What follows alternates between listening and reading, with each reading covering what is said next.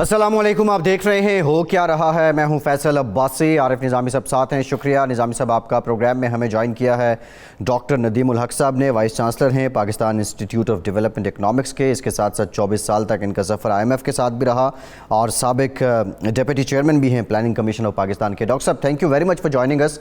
आपसे गुफ्तगू करेंगे बजट को लेकर। IMF और हुकूमत के दरमियान मुज़ाकरात जारी हैं। नेप्रा ऑर्डिनेंस को भी लेके IMF ने मुतालबा किया है कि असम्बली में पेश किया जाए, और फिर इसके साथ साथ जो रेवेन्यू है उसके टारगेट को लेके भी IMF जो है वो अपनी बात पर कायम है। अब देखते हैं कि IMF हुकूमत की मान लेती है या हुकूमत जो है वो IMF के सामने सरनिगू करती है। इसके साथ साथ एक और डेवलपमेंट हुई। गुज़श्ता रोज़ नेशनल इकनॉमिक काउंसिल की मीटिंग हुई थी जिसमें वज़ीर आज़म और चारों सूबों के वज़ीर आला शरीक हुए थे, और उसके बाद वज़ीर आला सिंध मुराद अली शाह साहब ने अपना एहतजाज भी करवाया था। कुछ हदफ जो हैं वो तय हुए हैं। तकरीबन 40% जो तरक्याती अखराजात हैं वो अब की बार उनमें इजाफ़ा किया गया है। निज़ामी साहब, जो 36.4% हैं जो विफाक का है तरक्याती बजट, उसमें इजाफ़ा हुआ है, और इसी तरह कोई 40% के करीब जो है वो सूबों को जो पैसे दिए जाएंगे उनमें इजाफ़ा हुआ है। लेकिन मुराद अली शाह साहब ने आज निज़ामी साहब ये कहा है कि विफाक ईस्ट इंडिया कंपनी ना बने। अब ईस्ट इंडिया कंपनी तो यहाँ कारोबारी मकासद लेके आई थी, फिर वो बरसग़ीर पे काबिज़ भी हो गए, लेकिन ये आए दिन सिंध हुकूमत की जानिब से आइलैंड्स की बात हो या बजट की हो, वो ये शिकवा या ये तंज़ विफाक पे क्यों करते हैं कि आप कब्ज़ा करना चाह रहे हैं? निज़ामी साहब, ये असल में ये सियासत है और कुछ नहीं है। ये कोई नेशनलिस्ट नहीं है। ये जो मुराद अली शाह साहब या जरदारी साहब तो कह चुके हैं पाकिस्तान खप्पे, जबकि वाकई बेनज़ीर मोहतरमा की शहादत के मौके पे ये सूरत हाल पैदा हुई थी कि सिंध ऐलान बगावत कर सकता था, लेकिन उस वक्त नहीं किया। तो अब क्या कर रहा है उन्होंने। लेकिन ये PTI की पॉलिटिक्स ये है कि वो वहाँ पे कब्ज़ा करना चाहती है सिंध पे। कब्ज़े से मुराद ये नहीं कि टेक ओवर करना चाहती है, कि वो चाहते हैं कि वहाँ को जगह बनाए अपनी सिंध में, और वो बन नहीं पा रही। पिछले इलेक्शन में भी मायूस कन रहा मामला। जी नदीम साहब, इस मामले में आप अपनी राय से नवाजें में। बिल्कुल सही कह रहे हैं आप। ये तो पॉलिटिक्स है, इंटरनल पॉलिटिक्स है। सिंध चाहती है अपनी, वो इलेक्शन आ रही है 2 साल में, तो दोनों पोस्चर कर रहे हैं। हर तरीके से पोस्चरिंग इलेक्शन के लिए जारी है और शुरू है। तो अभी बजट पे तो ऑब्वियसली झगड़ा होना है। बजट पे थोड़ा बहुत मेरा नहीं ख्याल कि आप ऐसे बात बाहर निकलेगी। थोड़ा बहुत झगड़ा तो होगा, कोई बड़ी बात नहीं। जी ठीक है, ठीक है जी। तो डॉक्टर साहब, ये बाकी ये IMF से झगड़ा जो है, झगड़ा तो नहीं कहूँगा, ये रिनेगोशिएट करने के लिए शौकत अली साहब ने कहा था कि ये तो बिल्कुल लीथल है, इन्फ्लेशन बढ़ रही है इसकी वजह से, तेल की कीमतों में से। तो उन्होंने एक लाइन ड्रॉ कर दी, रेड लाइन। इसके बावजूद कि government of Pakistan under Hafeez Sheikh agree कर चुकी थी इस पर, तो अब इस पर फड्डा पड़ा हुआ है। और यानी budget round the corner of budget कैसे दे सकते हैं IMF को फैक्टर किए बगैर? तो ये तो एक बुरानी सी कैफियत यकीनन पैदा हो गई है। क्या आपकी राय क्या है? आप तो IMF के गुरु हैं, समझते हैं बात को। देखिए जी, बजट तो IMF से मेरा ख्याल काफ़ी हद तक अग्रीड है, और शौकत साहब इस पे ज़रूर कुछ ना कुछ खींचातानी करेंगे और जायज़ है। आई थिंक शौकत तरीन साहब का, फाइनेंस मिनिस्टर साहब का ये कहना कि हमें ग्रोथ की तरफ जाना है, बहुत अच्छी बात है। आपको पता है, मुझे तो बहुत ये बात पसंद आई है। हमें हमारे मुल्क में पिछले 50 साल से, मेरे ख्याल भुट्टो के बाद, हमने ग्रोथ की बात ही नहीं की। हम सिर्फ एडजस्टमेंट पे चल रहे हैं और सिर्फ फंड प्रोग्राम पे चल रहे हैं। और दूसरा, हमने प्लानिंग कमीशन को बिल्कुल ख़त्म कर दिया है। खैर, शौकत साहब प्लानिंग कमीशन को तो बहाल करने की बात नहीं कर रहे, बात कर रहे हैं कि हमें ग्रोथ चाहिए, तो उनको फिर प्लानिंग कमीशन को बीच में शामिल करना चाहिए। खैर, वो एक और चीज़ है। पर दूसरी चीज़ है, ग्रोथ को तो अंदर लाना चाहिए, और मेरा ख्याल फंड भी मान जाएगा। फंड से नेगोशिएशन की बात है। देखें जी, फंड जैसे कोई भी लेंडर होता है, उसके साथ नेगोशिएशन करनी होती है। हम अक्सर फंड के साथ नेगोशिएट नहीं करते हैं, हम कमज़ोर तरीके से काम करते हैं। जो वो कहते हैं हम मान जाते हैं। फंड वाले, मैं कई दफ़ा डॉक्टर साहब कता कलामी की माफ़ी, नेगोशिएशन पे बात करते हैं, लेते हैं ब्रेक के बाद वापस आते हैं।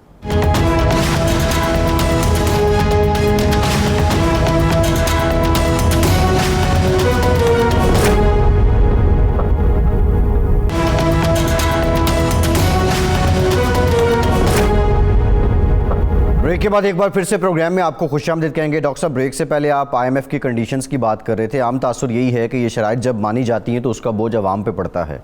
कोई ऐसा तरीका है कि उसका बोझ भी अवाम पे ना पड़े और ये हमारा सिस्टम भी थोड़ा दुरुस्त हो जाए? देखिए जी, IMF क्या चाहता है? IMF ये चाहता है कि हम अपना निज़ाम बेहतर कर लें। IMF लैंडिंग एजेंसी ज़रूर है, पर ये कोई शाइलॉक नहीं है, कोई गलत चीज़ नहीं है। वो सिर्फ ये चाहते हैं हमारा निज़ाम बेहतर हो जाए। हमारा निज़ाम बेहतर होने से क्या मतलब है कि हम डेफिसिट्स ना बार बार करें। अब मसला ये, हम बार बार खुद ही गलतियाँ करके डेफिसिट करते हैं, IMF के पास भागे जाते हैं, फिर होते हैं। हम IMF चाहता है कि हम अपना टैक्स का निज़ाम ठीक कर लें। कोई बड़ी बात नहीं है, कोई बुरी बात नहीं है। हम क्यों नहीं कर लेते? हमने सारे वेस्टेड इंटरेस्ट को कुछ ना कुछ देना है। फॉर एग्जांपल, जो हमारे SROs हैं, आप ख़त्म कर दें भाई, उसमें तकरीबन 1 ट्रिलियन का नुकसान हो जाता है, उसको ख़त्म कर दें। नहीं, हमने ख़त्म नहीं करना, किसी इंडस्ट्री को कंसेशन देनी है, किसी को और कंसेशन देनी है। फिर हमने वीट ज़रूर ख़रीदना है। भाई क्यों ख़रीद रहे हैं वीट? पूरी दुनिया हमको 50 साल से इकोनॉमिस्ट कह रहे हैं कि वीट ख़रीदना बंद कर दें।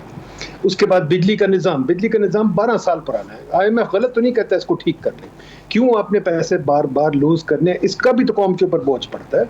तो कौम के ऊपर बोझ पड़ता है हमारी गलतियों से। IMF को कहने की कोई ज़रूरत नहीं है। बिजली का निज़ाम 12 साल में अगर हम ठीक नहीं कर सके तो कसूर किसका? कसूर हमारा है। टैक्स का निज़ाम अगर 40 साल में नहीं ठीक कर सके तो कसूर हमारा है।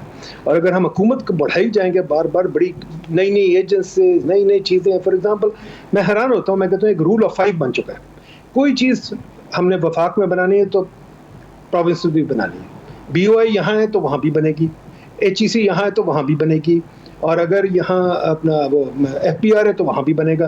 तो अगर हमने ऐसे खर्चे बढ़ाते जाने, नया पाकिस्तान हाउसिंग अथॉरिटी यहाँ बनी है तो वहाँ भी बनेगी। तो अगर हमने खर्चे बढ़ाते जाने हैं, मिनिस्ट्रियाँ बढ़ाती जानी है, तो IMF फिर क्या करे? फिर कौम पे तो बोझ पड़ना है। आफ्टर ऑल पैसे निकलने हैं, यहीं से निकलने हैं, दुनिया नहीं हमें पैसे देगी। निज़ामी साहब।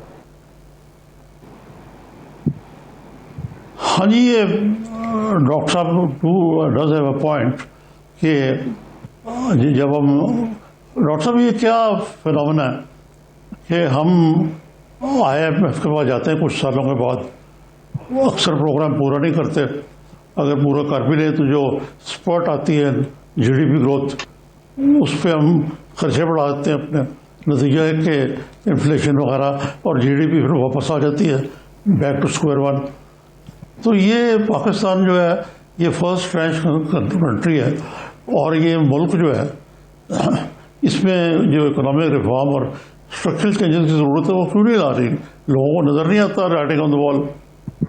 निज़ामी साहब, आपने निज़ाम बनाया हुआ है कि हर दूसरे दिन आप फाइनेंस मिनिस्टर बदल देते हैं, और फाइनेंस मिनिस्टर आप बदलते हैं, आप सोचते हैं एक बंदा वो कोई अलादीन का चिराग का जिन है कि वो सब कुछ ठीक कर देगा। देखिए, फाइनेंस मिनिस्ट्री को रिफॉर्म चाहिए, फाइनेंस मिनिस्टर नहीं हमें नया चाहिए। चाहे पुराना फाइनेंस मिनिस्टर रखें, फाइनेंस मिनिस्ट्री में क्या है? कोई इकोनॉमिस्ट नहीं है, कोई कारकर्दगी नहीं है, कुछ नहीं है, तो वो डोनर से चीज़ें लेके बना दे। इसी तरह प्लानिंग कमीशन में यही हाल है। हर मिनिस्ट्री में हालत ये है कि हमने कैपेसिटी बनाई नहीं हुई, हमारे पास कोई तरीक़ेकार काम करने का रह ही नहीं गया। हम सिर्फ डोनर से, वर्ल्ड बैंक आता है कुछ देता है उस पर साइन कर देते हैं, ADB आता है उस पर साइन करते हैं, IMF आता है उस पर साइन कर देते हैं।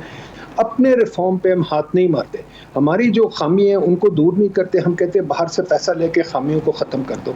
तो बाहर से पैसा लेके कुछ देर के लिए तो इस्त्री हो जाती है, बट बाद में फिर वो चीज़ें निकल आती हैं। जैसे मैंने कहा ना, अब कनक जो ख़रीदनी है, वीट को ख़रीदना, अब ये निज़ामी साहब 70 साल पुरानी बात है। अब इसको कितनी बारी कह चुके हैं कि इसको बंद कर दें। खुदा के वास्ते वीट को क्यों खरीदते हैं बार बार?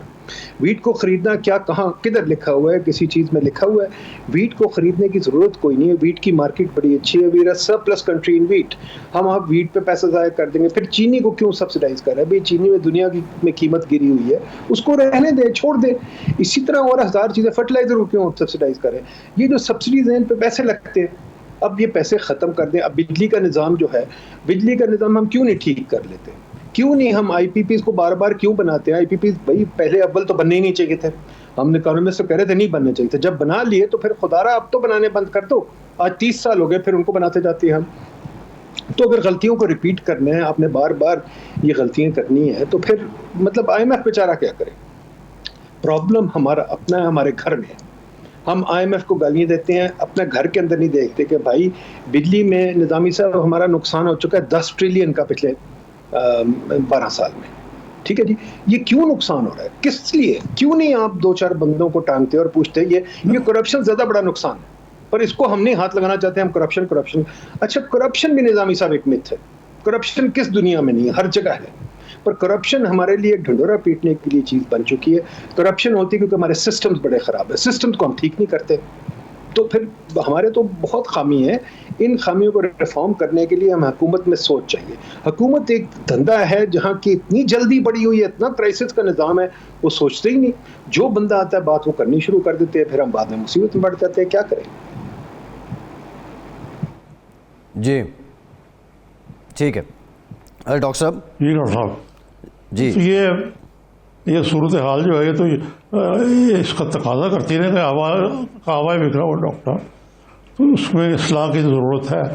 اور میرے خیال سے ہمارے پاس اب ٹائم نہیں ہے. یہ آئی ایم ایف کی ٹف نیگوشیشن سے یہ تو پتہ لگا کہ اب وہ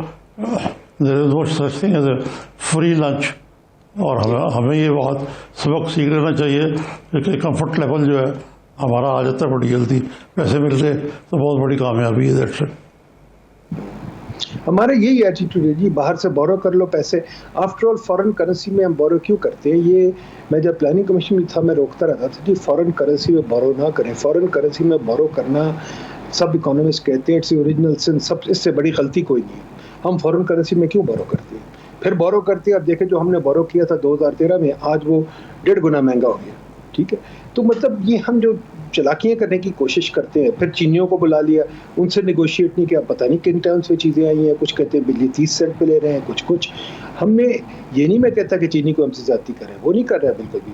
ہم خود اپنا کام نہیں کرتے. اگر ہم خود کام نہیں کریں گے نظامی صاحب, میں آپ کا گھر لینے آؤں اور آپ مجھے کھلی چھٹی دے دیں تو پھر میں آپ کو کچھ نہ کچھ تو دھکا لگاؤں گا ہی نا. تو مسئلہ یہ ہے کہ ہمارے گھر میں ہماری منسٹریوں میں کام ہونا پڑتا ہے. اگر کام نہیں کرتے تو پھر یہی ہوگا. اچھا ڈاکٹر صاحب, آپ نے کرپشن کا بھی ذکر کیا, آپ نے I M F agreed budget بھی اس کو گردانا کہا کہ بظاہر یہ لگ رہا ہے, تو ان حالات میں کوئی ایکٹیویٹی رن ہوگی کوئی, کیونکہ ایکٹیویٹی بھی بڑی یہ کرپشن کے بینر کے نیچے جو ایک ویو چلی احتساب کی اس کو لے کے بھی رکی, پھر یہ کنڈیشنز بھی تھی, شروع میں تو ڈسکاؤنٹ ریٹ بھی بہت ہائی تھا. اس بجٹ کے بعد کوئی بزنس کھلتا ہوا نظر آ رہا ہے آپ کو؟ دیکھیے جی, بزنس تو آپ کا پچھلے کوئی کتنے سال ہو گئے کوئی نہیں کھلا. اگر آپ کی اپنی انویسٹمنٹ ریٹ دیکھیں تو آپ کی investment rate 15% of G D P رہی ہے. انڈیا میں 30 ہے, چائنا میں 40 ہے, بنگلہ دیش میں 25 ہے. تو آپ کی انویسٹمنٹ ریٹ تو دنیا میں سب سے تقریباً لوئسٹ انویسٹمنٹ ریٹ ہے. آج کل تو 11% ہے. تو انویسٹمنٹ تو آپ یہ کہنا کہ انویسٹمنٹ ہوگی چھوڑ دیں, حکومت کے نعرے اور ہوتے ہیں, انویسٹمنٹ کوئی نہیں ہوتی خاص, نہ کوئی انویسٹمنٹ باہر سے آ رہی ہے. تو مسئلہ یہ ہے کہ انویسٹ کون کرے گا؟ آپ مجھے خود بتائیں کہ جہاں کہ ایک اتنی انسرٹنٹی ہے کہ کوئی ڈیسیجن لے, کوئی پتہ نہیں 2 سال کے بعد جو حکومت آئے گی وہ سب ڈیسیجنوں کو اوور ٹرن کر دے گی کہ نہیں. انویسٹمنٹ ہوتی ہے جہاں ڈیسیجنس پکی رہے, پالیسی پکی رہے. یہ نہ ہو کہ اس کے بعد آپ کوئی آئے تو کہے نہیں جی, جیسے کہ اب لاہور میں آپ دیکھیں نا نظامی صاحب, ہمارے شہر میں لاہور میں کھڈا کھدا ہوا ہے فورٹریس اسٹیڈیم کے گدافی اسٹیڈیم کے سامنے, جو شیخ ابو دھابی نے کنسٹرکشن شروع کی تھی. اگلی گورنمنٹ آئی کہتے نہیں ہو سکتی, تو پھر وہ شیخ بھی ناراض ہو گیا. اسی طرح ہم نے 1000 پروجیکٹس پہ روکے. اپنے یہ اورنج لائن جو ہے یا گرین لائن جو بھی لاہور کی تھی, اس کو ہم نے روکی رکھا 2 سال. اگر ہم مسلسل چیزیں نہیں کر سکتے, اگر کنٹینیوٹی نہیں ہے, تو انویسٹمنٹ کیسے کریں گے؟ جس نے انویسٹ کرنا ہے وہ بڑی دور کی سوچتا ہے, وہ 20-30 سال کی سوچتا ہے, 5 منٹ کی نہیں سوچتا. تو اگر آپ کے پاس پالیسی کنٹینیوٹی نہیں تو پھر چھوڑ دینا, انویسٹمنٹ کو چھوڑ دے. یہ ایکشن کی کوئی بات نہیں ہے, ایکشن کی بات نہیں. میں تو بلکہ کہتا ہوں بیوروکریٹس کو کچھ ڈیسیژن نہیں لینی چاہیے, سب کچھ پالیسی ہونا چاہیے. پالیسی میں اتنی کلیئرٹی ہونی چاہیے کہ بیوروکریٹ کوئی ڈیسیژن نہ لے. میں امریکہ میں 30 سال رہا ہوں جی, بیوروکریٹ کوئی ڈیسیژن نہیں لیتا. میں نے کبھی بیوروکریٹ کی شکل نہیں دیکھی, میں نے کبھی حکومت کی شکل نہیں دیکھی. یہاں تو سارا دن حکومت کے چکر لگا کے پھنس جاتے ہیں. ہم اس پہ کام کر رہے ہیں, پی آئی ڈی میں ہم دیکھ رہے ہیں کہ ہر چیز پہ اتنی پرمیشنز ہیں کہ آپ کام کہاں کریں گے یہاں. پھر پرمیشن کے بعد اب 1 کانسٹیٹیوشن ایونیو بن رہا تھا, کسی کا موڈ ہے بند کر دو, بند کر دیا. ٹھیک ہے جی.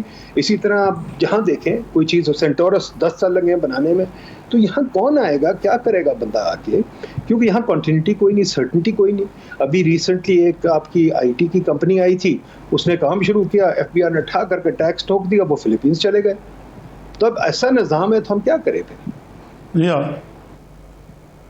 ڈاکٹر صاحب یہ بتائیے, یہ گتھی سلجھائیں آپ کہ اچانک آؤٹ آف دا بلو پاکستان کے GDP growth جو ہے وہ 3.9 پلس ہو گئی، اور کہاں وہ ورلڈ بینک کی اور IMF وغیرہ جو ہے وہ 1.5-2 سے زیادہ کے پروجیکشن نہیں کر رہے تھے، اور خود اسٹیٹمنٹ کا ایسٹیمیٹ بھی کوئی اس کے آگے پیچھے ہی تھا. یہ کیا نظامی صاحب ہوا اچانک؟ دیکھیے گروتھ ریٹ جو ہے نا، ہم لوگ اسٹیٹسٹکس کو بہت مس یوز کرتے ہیں پاکستان میں. ہم ایک سال کے ایک دن کے اسٹیٹسٹکس کو دیکھتے ہیں. گروتھ ریٹ جو ہے نا، دیکھیں ہم اس کو دیکھتے ہیں جب اکانومسٹ دیکھتے ہیں لانگ ٹرم ٹرینڈ دیکھتے ہیں. تو اگر آپ دیکھیں پچھلے 4-5 سال کا ٹرینڈ، تو 4% کوئی انیوژل چیز نہیں ہے. پچھلے سال جب آدھا 1% گر گئی نیچے، تو اب واپس تو اوپر آنا تھا. ایک اور چیز ہے، جیسے آپ کے ہارٹ ریٹ ہے یا انسانی زندگی، ہم بیمار ہوتے ہیں پھر ٹھیک بھی ہو جاتے ہیں، ٹھیک ہو جاتے ہیں تو بالکل فٹ ہو جاتے ہیں. اسی طرح ہارٹ آپ کا اوپر نیچے جاتا ہے، آپ کریں وہ اپنا EKG کریں تو اوپر نیچے جاتا ہے. اکانومی بھی اسی طرح اوپر نیچے جاتی ہے، نیچے جائے گی تو اوپر بھی واپس آئے گی. تو اکانومی نے واپس تو آنا ہی تھا. اب ہم بحث کر سکتے ہیں آدھے % کی 1% کی کہ اوپر نیچے گیا ہے، پر آدھا % 1% GDP کی گروتھ میں کوئی چیز نہیں ہوتی، کیونکہ اگلے سال وہ ریویژن بھی آ جائے گی، اور ریویژن بھی آ جائے گی. ویسے بھی بڑی انسرٹنٹی، مطلب ایک قسم کی مس میجرمنٹ ہوتی ہے. ایکوریٹ تو امریکن GDP نہیں ہوتا، امریکن GDP بھی ریوائز ہو جاتا ہے 1-2% ہر سال. تو اس لیے میرا خیال کوئی اتنی بڑی بات نہیں ہے. اگر گروتھ ریٹ آ گئی ہے اچھی، ٹھیک ہے، اچھی بات ہے، جی پر یہ کوئی اچیومنٹ نہیں ہوتی. یہ تو ویسے ہی فیکٹ ہوتا ہے کہ اوپر نیچے بات جانی ہے. ٹھیک، بہت شکریہ ڈاکٹر ندیم الحق صاحب، بہت شکریہ آپ کے وقت کا. ایک اور بریک کے بعد کچھ ذکر کریں گے بجلی اور توانائی کے معاملات کا. ہمارے ساتھ رہیے.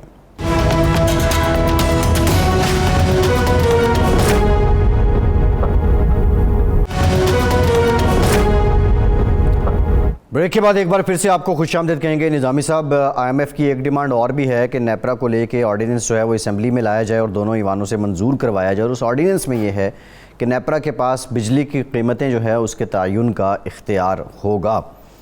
اب اگر یہ ایسے ہی ہے کہ مارکیٹ فورسز جو ہیں ان کو دیکھتے ہوئے اس نے تعین کرنا ہے اور یہ قیمتیں بڑھتی جاتی ہیں، پھر ہمارے ہاں ہم یہ بھی دیکھ رہے ہیں کہ آلریڈی ٹیکسیشن سسٹم کا ذکر اور تھا، کاروباری لوگ اس سے بھی بڑے تنگ ہیں، اور جو کاسٹ آف پروڈکشن ہے اس نے بھی اوپر جانا ہے اور عام لوگوں پہ بھی بوجھ پڑنا ہے. نظامی صاحب، یہ سوال میں آپ کے پاس چھوڑوں گا، لیکن اس سے پہلے یہ بتا دوں کہ تابش گوہر صاحب وزیر اعظم کے معاون خصوصی برائے پیٹرولیم و توانائی ہمیں جوائن کر چکے ہیں. بہت شکریہ تابش صاحب آپ کے وقت کا. نظامی صاحب. جی تابش صاحب، السلام علیکم. السلام نظامی صاحب، کیسے ہیں آپ؟ آپ سنائیے کیسے مزاج ہے. اچھا یہ بتائیے تابش صاحب کہ انرجی کی جو وائٹل سیکٹر ہے اس میں جو معاملات ہیں وہ آپ دیکھ رہے ہیں ان کو، اور ایک آج ویبینار بھی ہوا ہے نیپرا کا کے الیکٹرک کے ساتھ، اور یہی تو مسئلے کی حل ہے، کاغذ کی جڑ ہے. اب وہ کہہ رہے ہیں کہ جی گرین پاکستان کرنے میں یہ حکومت بڑی سرگرم ہے. اب یہ کیسے ہو سکتا ہے کہ نیپرا جو ہے وہ اس نے آئل کو ریگولیٹ کر رہے ہیں اور وہ ادھر منہ مارے گی یہ سولر انرجی وغیرہ میں کچھ سمجھ میں نہیں آتی. اور بالخصوص کے الیکٹرک کا اس پہ کیا مسئلہ ہے کہ کے الیکٹرک جو ہے وہ تو ایک پاور کمپنی ہے، اس کا کیا تعلق ہے سولر پینل اور اس قسم کی چیزوں کے ساتھ؟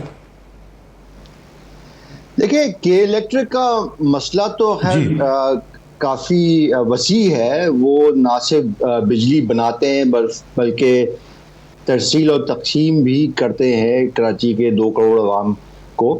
اس سلسلے میں جو حکومت کی پالیسی تو یہ ہے کہ 2030 تک تقریباً 60% جو بجلی ہوگی وہ یا تو پانی سے بن رہی ہوگی یا سولر سے یا ہوا سے یا بگاس سے، کیونکہ ہم نے اپنا جو کاربن فٹ پرنٹ ہے اس کو کم کرنا ہے. تو چاہے کہ الیکٹرک ہو یا سرکاری بجلی گھر ہو یا نجی بجلی گھر ہوں، ان سب سے ہم کو توقع یہ کرنی چاہیے کہ وہ کوئلے سے یا تیل سے اور آگے چل کے گیس سے بھی بجلی کم سے کم پیدا کرے، تاکہ نہ صرف ماحولیاتی آلودگی میں کمی آئے بلکہ بجلی کے نرخوں میں بھی کمی آئے. تو یہ تابش صاحب، یہ جو سابقہ حکومت کی یہ پالیسی تھی کہ IPPs حکومتوں کی بلکہ حکومت، لیکن خاص طور پر پچھلے دور میں تو بہت زیادہ یہ پرائیویٹ پار پار اور حکومت پنجاب نے اور حکومت نے بوٹا قاسم وغیرہ میں لگایا. تو یہ تو حکمت عملی جو ہے اور یہ میسو انویسٹمنٹ کر کے لگائی حکومت نے, قرضے لے کے ہم نے. تو یہ کوئی جسٹیفیکیشن تو نہیں بنتی اتنی انویسٹ کرنے کا, جبکہ دنیا کاربن فٹ پرنٹ جو ہے اس کو کم کرنے کی کوشش کر رہی ہے. جی یہی المیہ ہے ہمارا نظامی صاحب. مثال کے طور پہ ساہیوال میں کوئلے کا اپنے نے پلانٹ لگا دیا جو کہ باہر سے آ رہا ہے, پنجاب کے بالکل بیچ میں, اور پورٹ قاسم کراچی سے وہ کوئلہ لے کے آ رہے ہیں, جس کی وجہ سے جو بجلی کی قیمت ہے تقریباً ₹1.5 مہنگی ہو جاتی ہے اس کی بنا. اور یہی پلانٹ جو کہ $1.5 ارب میں لگ سکتا تھا, اس پہ لاگت $2 ارب لگائی گئی, جس کی وجہ سے وہ مہنگی بجلی ہے. اور سب سے زیادہ جو افسوس کی بات یہ ہے کہ جو ماضی میں معاہدے کیے گئے حالیہ ماضی میں, وہ ہماری ضرورت سے تقریباً 40 سے 50% زیادہ ہیں, اور اس پہ جو لاگت آئی وہ تقریباً 25% زیادہ ہے, جس کی وجہ سے جو گردشی قرضہ ہے وہ بہت بڑھ گیا ہے, اور جو بجلی کی طلب ہے اس کے مطابق نہیں ہے. اور یہی جو گمبھیر مسئلہ ہے اس کو حل کرنے کی ہم پوری کوشش کر رہے ہیں, بجلی کی طلب میں اضافہ کر کے, اور جو پچھلے معاہدے ہوئے اس پہ نظر ثانی کر کے, ان کے جو مالکان ہیں ان کے ساتھ بیٹھ کے ان سے جو ان کے شرح منافع ہے اس کو کم کرنے کی بات کر رہے ہیں. جو مالیاتی ادارے ہیں ان سے بھی ہم درخواست کر رہے ہیں کہ جو مدت ہے ادائیگی کی اس میں توسیع کی جائے, جو سود کی شرح فیصد ہے اس میں کمی کی جائے. اور کوئلے کا میں نے ذکر کیا, تھر سے کوئلہ ہم دریافت کر رہے ہیں, اس کو استعمال کر رہے ہیں, بہت اچھی بات ہے, لیکن اس کی قیمت جو ہے تقریباً $50 سے $55 فی ٹن ہے, جو کہ بہت مہنگی ہے.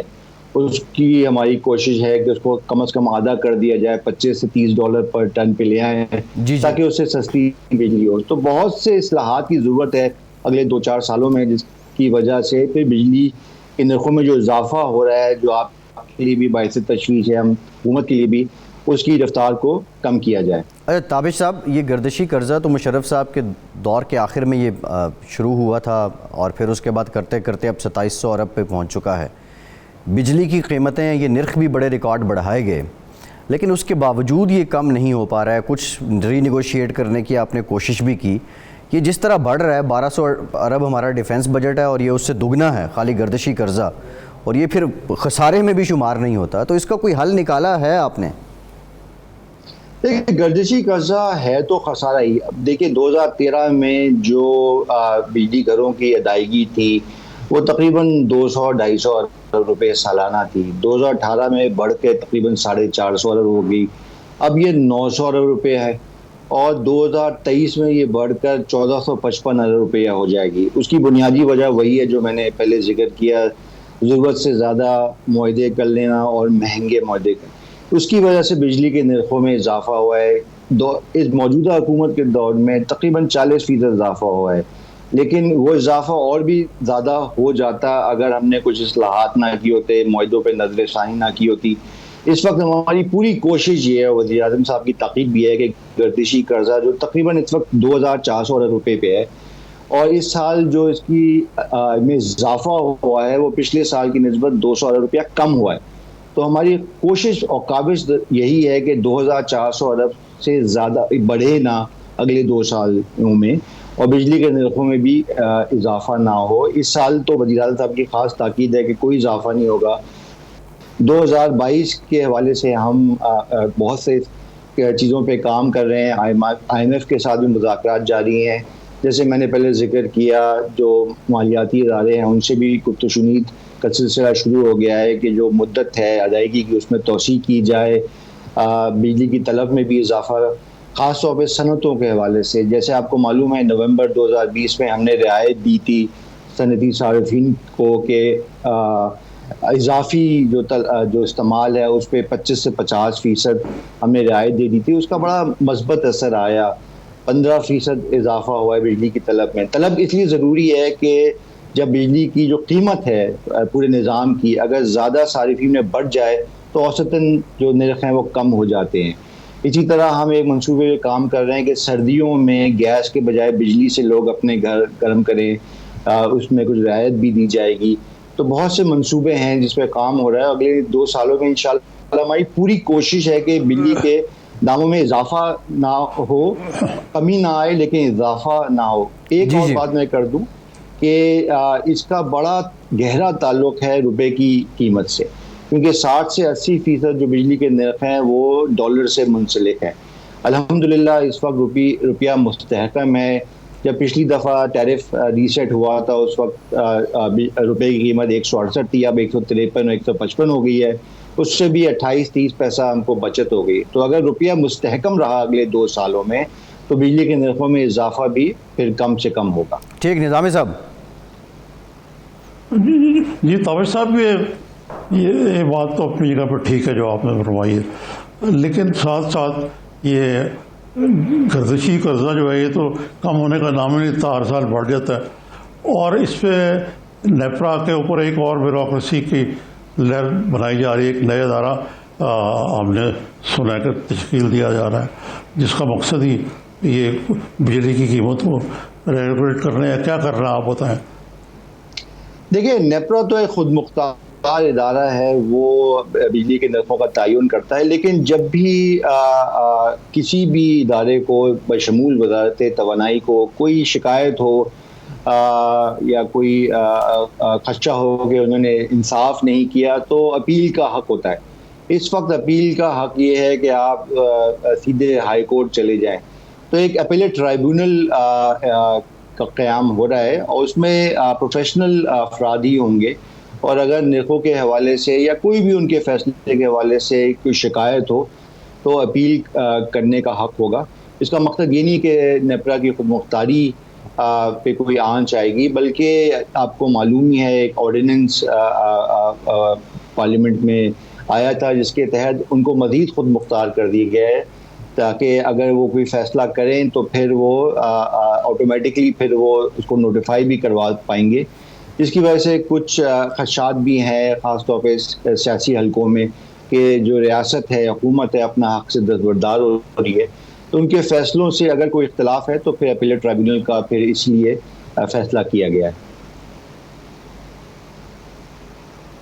جی طاہر صاحب، یہ فرمائیے کہ یہ جو لیٹسٹ اعداد و شمار ہیں ان کے مطابق پاکستان میں تیل کی کنزمپشن جو ہے یعنی فرنس آئل سب آئل ملا کے وہ 18% زیادہ ہوئی ہے پچھلے سال کی نسبت. تو اتنا بڑا یہ جمپ جو ہے یہ اکانومی کو برداشت کرنا پڑے گا.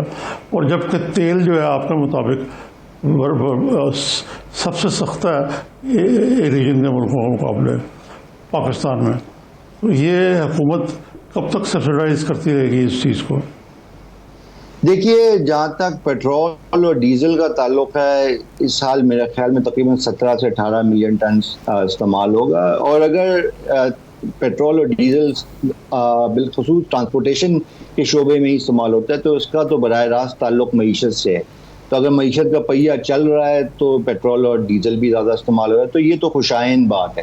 آپ نے ذکر کیا فرنس آئل پہ جو بجلی بنتی ہے وہ پہلے دوسرے ایندھنوں کے بنسبت مہنگی ہوتی ہے. اس کا استعمال پچھلے کئی سالوں سے گرتا چلا رہا ہے. ایک زمانے میں 25% بجلی تیل سے بنتی تھی، اب اس کی شرح فیصد گر کے 3 سے 4% ہو گئی ہے. اس کی کچھ تکنیکی وجوہات بھی ہیں. پنجاب میں جو ہمارے پلانٹس ہیں جو کہ تیل سے چلتے ہیں ان کو ہمیں استعمال اس لیے کرنا پڑتا ہے کیونکہ نظام کی جو استحکام ہے اس کے لیے وہ ناگزیر ہوتے ہیں. لیکن جیسے ہمارے پاس سستے بجلی گھر آ رہے ہیں بالخصوص ملک کے جنوبی علاقوں میں، تھر میں، کراچی میں، ہب میں، اور ہمارے پاس یہ لاہور مٹیاری لائن بھی آ گئی ہے، چالو ہو گئی ہے، تو اس کی جو شرح فیصد ہے تیل سے چلنے والے گھروں کی وہ اور بھی مزید کم ہو جائے گی اور آگے ہماری پیشن گوئی ہے کہ تقریباً 0 ہو جائے گی. جی ٹھیک ہے طاہر صاحب، ذرا بریک کے بعد جانیں گے IMF ہے وہ پاور سیکٹر میں کیا اصلاحات چاہ رہا ہے. ہمارے ساتھ رہیے.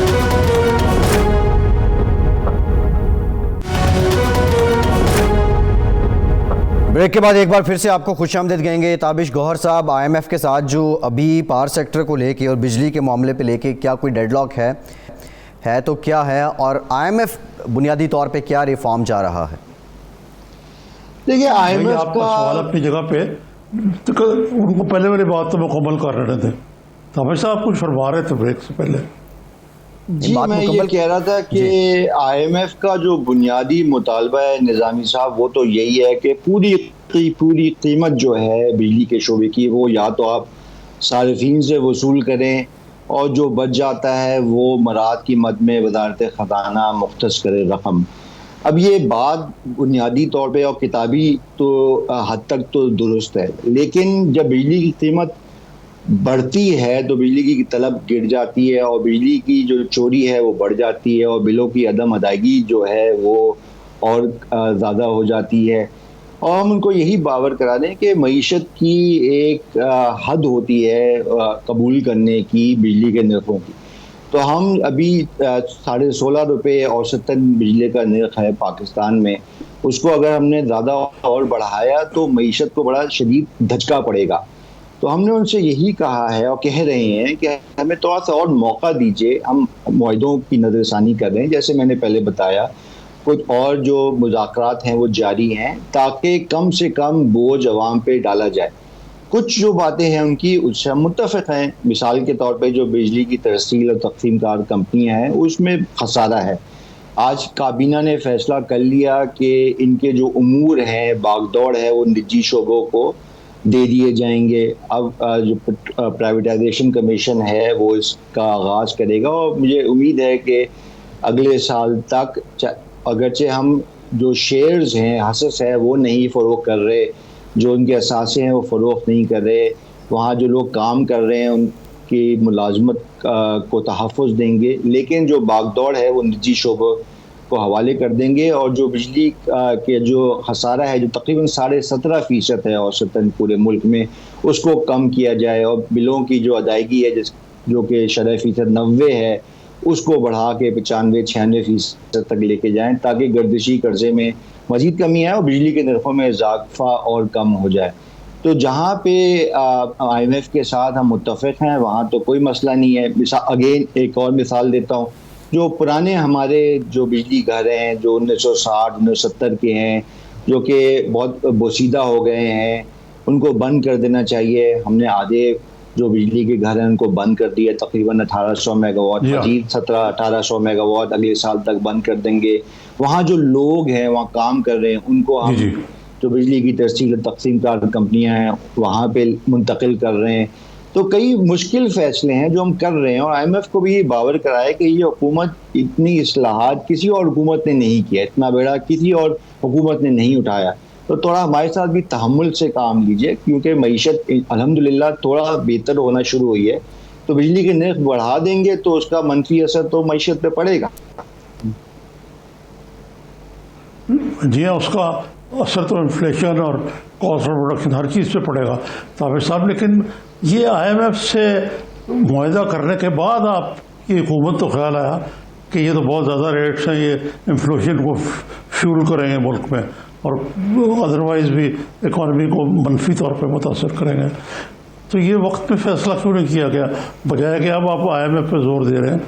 Y did we sign on the dotted line? دیکھیں یہ جو تفصیلات ہیں وہ تو شروع میں طے نہیں پائی گئی تھی, لیکن بجلی کے شعبے کے حوالے سے جو اصلاحات ہیں اس پہ ایک مجموعی طور پہ اتفاق تھا کہ ہم نے اس پہ عمل پیرا ہونا ہے. تفصیلات ظاہر ہے اب طے ہو رہی ہیں, پہلے بھی مذاکرات ہوئے تھے, ایک نئی ٹیم آئی ہے, وزیر اعظم صاحب کی بھی بالخصوص تاکید ہے ہم کو کہ نرخوں میں اضافہ نہیں کرنا, کیونکہ یہ تو آسان حل ہے. مشکل حل یہ ہے کہ ہم اصلاحات ان بنیاد پہ کریں کہ جن کا بوجھ عوام پہ نہ پڑے, صارفین پہ نہ پڑے.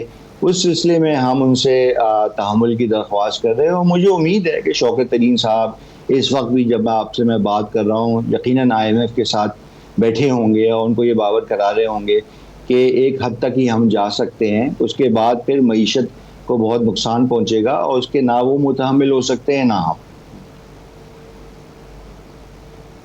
جی جی ہاں، یہ تو آپ کی بات درست ہے، بالکل اس سے اختلاف نہیں کیا جا سکتا. لیکن یہ IMF کے باوجود بھی تو کچھ ہماری بھی تو ذمہ داری ہے نا اس میں. یعنی جو بیوروکریسی کے کئی لیئرز ہیں، پھر جو بجلی چوری کا مسئلہ ہے، یہ بھی معاملہ جو ہے یہ IMF آپ ہی نے کرنا ہے، اور اسی حوالے سے پھر سرکولر ڈیٹ کو کنٹرول کرنا، یہ تو بڑے عام سے وہ ہیں جو کامن سینس کہتی ہے کہ یہ کرنا چاہیے آپ کو. لیکن فی الحال تو ہو نہیں پا رہا ہے سب کچھ. نہیں ہو رہا ہے. اور میں آپ کو ایک مثال دیتا ہوں نظامی صاحب، اور یہ بات شاید آپ متفق ہوں مجھ سے یا نہ ہوں، لیکن بجلی کے نرخوں میں اضافہ ناگزیر تھا پچھلے 2-2.5 سالوں میں، جس کی وجہ میں نے آپ کو پہلے بتائی، ماضی کے مہنگے معاہدے، ضرورت سے زیادہ وغیرہ وغیرہ. اس کے باوجود جو ہماری بجلی کی چوری اور بلوں کی ادائیگی شرح فیصد ہے وہ برقرار ہے پچھلے 2 سالوں میں، اس میں بدتری نہیں آئی، باوجود اس کے کہ نرخوں میں اضافہ ہوا. اس کو آپ کامیابی کہیے یا نہ کہیے، میرے ذاتی رائے میں یہ ایک تسلی بخش ایک بات ہے، ایک اعداد و شمار ہیں، اور ہماری پوری کوشش ہے اور ہم عوام کے سامنے رکھ رہے ہیں. اور ایک بات کی داد شاید دینی چاہیے ہماری حکومت کو کہ بہت ہی شفافیت کی بنیاد پہ گردشی قرضے کا جو بوجھ ہے، بہاؤ ہے، وہ عوام کے سامنے ماہانہ رکھ دیا جاتا ہے. ماہانہ آپ ہمارا امتحان لے سکتے ہیں، ماہانہ آپ ہماری کلاس لے سکتے ہیں، اور ماہانہ آپ ہم سے سوال کر سکتے ہیں کہ آپ نے یہ وعدے کیے تھے، آپ کیا اس پہ پورا اترے یا نہیں اترے. اور جو بھی مختلف تجاویز ہیں ہم روزانہ کی بنیاد پہ لوگوں سے لیتے ہیں. ٹھیک ہے سر یہ ساری باتیں اپنی جگہ ٹھیک ہیں، آپ لوگ کر رہے ہیں اور کوشش کر رہے ہیں، خدا کرے کہ آپ کامیاب بھی ہوں. 2019 میں ولی عہد سعودی عرب کے محمد بن سلمان صاحب پاکستان آئے تھے، کوئی تقریباً $20 ارب سرمایہ کاری کے معاہدے ہوئے تھے.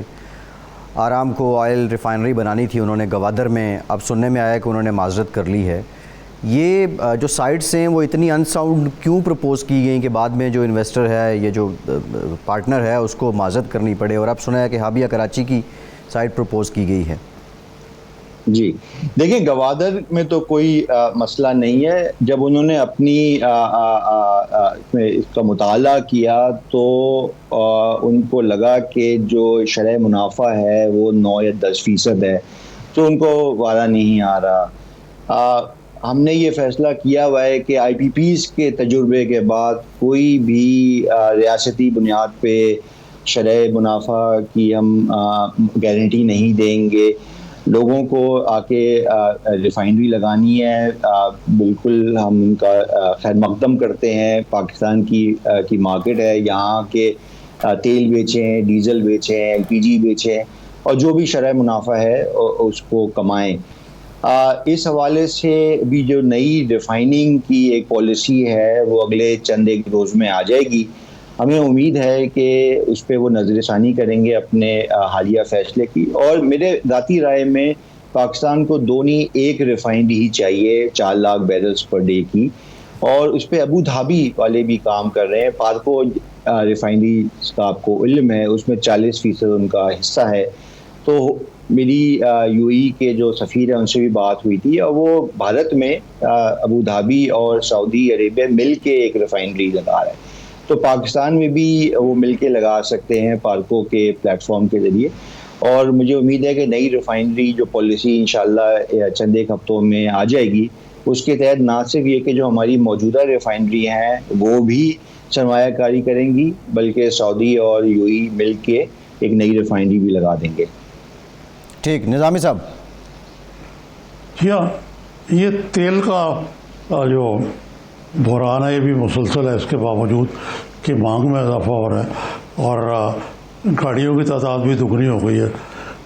تو یہ بھی تو ایک ڈائلیما ہے آپ کے لیے کہ جو آپ نے بات کی کہ بجلی کی چوری ہوتی ہے، بڑھتی ہے قیمت بڑھنے سے، تو یہاں پیٹرول کی قیمت الٹا حساب ہے، کم ہونے سے ڈیمانڈ فیول ہوتی ہے. جی دیکھیں، اس وقت جو تیل کی قیمت ہے وہ تقریباً 108 روپے فی لیٹر ہے. اور جیسے ہم نے پہلے بھی باور کرایا قوم کو، جو ہمارے ہمسائے یا ہمارے برابر کے ممالک ہیں اس کی نسبت یہ جو قیمت ہے وہ کم ہی ہے ہماری جو معیشت کی جو صلاحیت ہے اس کے مطابق۔ اب یہ ایک پریشر ہم پہ ہے کہ جو پیٹرولیم لیوی وہ تقریباً گھٹ کے 5 روپے فی لیٹر ہو گئی ہے، اور ایک یہ دباؤ ہے کہ اس کو بڑھایا جائے، لیکن کیونکہ معیشت کا پہیہ اب چلنا شروع ہو گیا ہے اور ہم چاہتے ہیں کہ زیادہ جو ٹرانسپورٹیشن ہے اس میں استعمال ہو تیل اور یہ ڈیزل جو ہے پیٹرول ہے، وہ معیشت کے ساتھ ہی اس کا جو طلب ہے وہ بڑھتا ہے۔ اس کے ساتھ ساتھ جو الیکٹریفیکیشن ہے، ای وی ہماری پالیسی وہ بھی آ گئی ہے، تو ہمیں امید ہے کہ اگلے چند سالوں میں بہت سے جو 1 ویلر یا 2 ویلر اور 3 ویلر جو ہیں وہ الیکٹریفیکیشن پہ منتقل ہو جائیں گے، اور تیل کی جو طلب ہے اس میں کمی آئے گی۔ لیکن اس کے ساتھ ساتھ جو کروڈ آئل ہے، جو خام تیل ہے، اس کی قیمت میں اضافہ ہو رہا ہے، وہ $70-72 فی بیرل ہو گیا ہے، جس کی وجہ سے تیل کی قیمت میں اضافہ ہو رہا ہے۔ تو یہ تھوڑی سی تشویش کی بات ہے۔ اسی سے منسلک LNG کے دام بھی ہیں، جیسے کروڈ آئل کے دام بڑھتے ہیں تو LNG کے دام بھی بڑھ جاتے ہیں، اس سے بجلی بھی مہنگی ہوتی ہے، اور جو گیس پہ چل رہے ہیں کارخانے ان کو بھی مشکلات کا سامنا کرنا پڑتا ہے۔ تو کچھ عوامل ایسے ہیں جو ہمارے اختیار میں ہیں، کچھ ہمارے اختیار سے باہر ہیں، تو اسی کو دیکھتے ہوئے ظاہر ہے ہم نے پلاننگ کرنی ہوتی ہے، اور یہی وجہ ہے کہ ہر ماہ کی بنیاد پہ امتحان دینا ذرا مشکل ہو جاتا ہے، کیونکہ بہت سے عوامل ہمارے اختیار سے باہر ہوتے ہیں۔ جی گرمیوں میں ٹھیک ہے طابق صاحب، ود ڈیو ریسپیکٹ ٹائم ختم ہو گیا، زیادہ نہیں ہوتی۔ جی ٹائم ختم ہو گیا۔ بڑا اچھا، پاکستان کے یہاں پروڈکشن بھی بڑھ رہی ہے اور قیمت بھی بڑھ رہی ہے۔ نظامی صاحب آپ کا بھی بہت شکریہ، آج کے پروگرام سے اتنا۔